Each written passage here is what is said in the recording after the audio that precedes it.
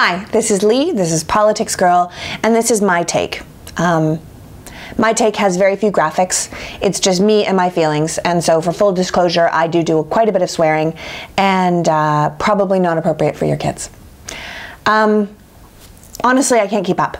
Every time I write a piece for this election based on facts and news, something else insane happens, and everything I've done is irrelevant or at least overshadowed. At this point, I honestly don't even know what's left to say. The goal of this site was to give unbiased commentary on both sides of a political issue so we could better understand our government and each other and slowly make our way back to educated voting. My hope was to encourage less blind hate and more informed public knowledge. But this election is so far off the rails, so removed from the politics that I know and trust, that I don't even think that is possible anymore. I believe this country is in real danger, and I was shocked and sickened as I watched the most recent debate last night. The baseness of it all.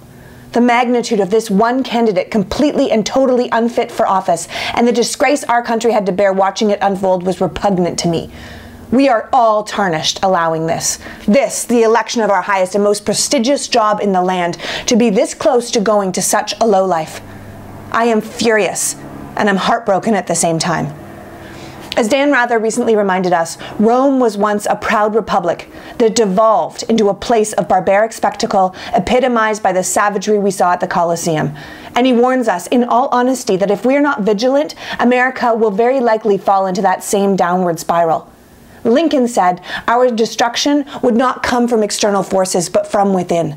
And this situation we're in now is very possibly the beginning of the end, if we don't just wise up and ask more of ourselves, more of our media, more of our political parties.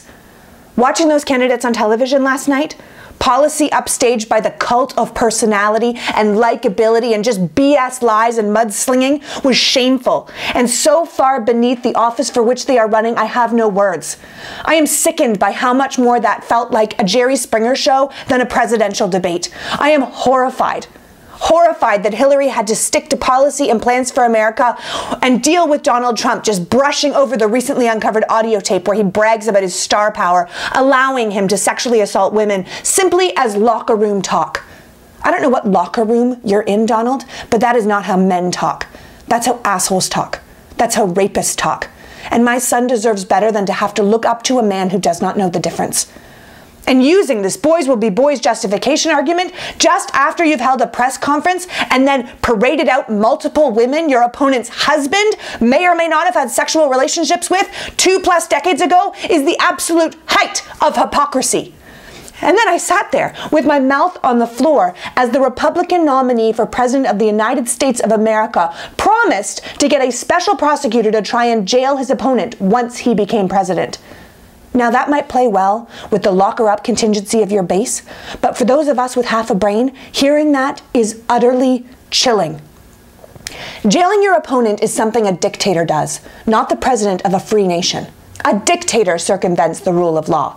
A dictator shuts down the free press. A dictator hires only yes men and uses power to get more power until he is untouchable. He's Putin. He's Kim Jong-il. He's Hitler or Stalin or an African warlord, but he is not the American president. That kind of behavior has no place in a free country. So stop treating these candidates as if they are equal. They aren't even both worthy of my focused analysis. In a time where the world is falling apart, Donald Trump can't even agree with his own running mate what their international policy is 1 month before the vote. And it doesn't seem to matter. Well, it matters to me. It matters if the man running for president has no working knowledge of how the system he wants to run works. And he clearly does not. He seems to think that if she'd wanted to or been capable enough, a junior senator from New York can fix all the country's problems, including the deeply lobbied and entrenched tax codes that as a senator she has no access to unless a bill originates on the floor of the House of Representatives, which, by the way, it never has.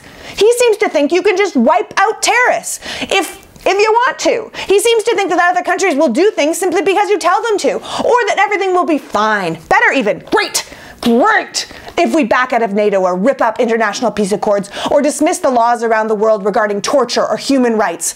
This is not normal. This is dangerous. He's not running for the head of student council at a posh prep school where his dad bought a wing. There isn't a principal or an adult that's going to come along and fix the shit this entitled little brat doesn't understand. He's running for leader of the free world, commander-in-chief of the world's biggest military, and owner of the largest nuclear arsenal. I haven't been recording these pieces because what is there left to say? I don't care if you think Hillary Clinton is Washington Capitol cronyism at its best. She's not going to tear apart the fabric of America. She's not out there questioning the validity of our elections or ripping apart the Constitution or sowing the seeds of rebellion and violence. How did we get to a place where a racist, sexist, ignorant, bigoted, supported by no one in his own party who doesn't even understand the complexity of the job he's running for can stand on the same stage as a career politician who understands every policy point, every inner working of that same job, and be asked to look at them equally? I will not do it. I can't. I'm repulsed. I'm repulsed by Donald Trump. I'm repulsed by his supporters. I'm repulsed by his ignorance and lack of shame and entitled assumption that he can have the job even if he can't do it. I'm repulsed by our insatiable appetite for the lowest of the low, that the media has given airtime to white nationalists and people calling for religious tests, and Chachi from fucking Happy Days saying if we don't like hearing about women's pussies being grabbed against their will, then we should just grow up. I'm repulsed by the GOP, who has put their need to win above the good of the country and supported and legitimized this small-minded, quick-tempered sexual predator, a man who complains about everything in a country he's taken so much advantage of, a man who inherited a fortune, evaded his taxes, ran businesses and people into the ground, and yet still has the audacity to act like he's some kind of genius. Where is the moral compass? Where's the line that won't be crossed? This election is pathetic. I can't talk about liberal versus conservative values. This is an election for the very soul of America. It's hope versus hate, democracy versus despotism, good, even moderately good, versus evil. And if you're not voting for Hillary Clinton when Trump is the other option, then I don't care what you think. Your opinions are not as good as my facts, and I'm sure as hell not going to get into a debate with you because it would be a lesson in futility. I can't compare these candidates because they're incomparable, and I've completely reached my level of patience with this nonsense. This is politics, girl.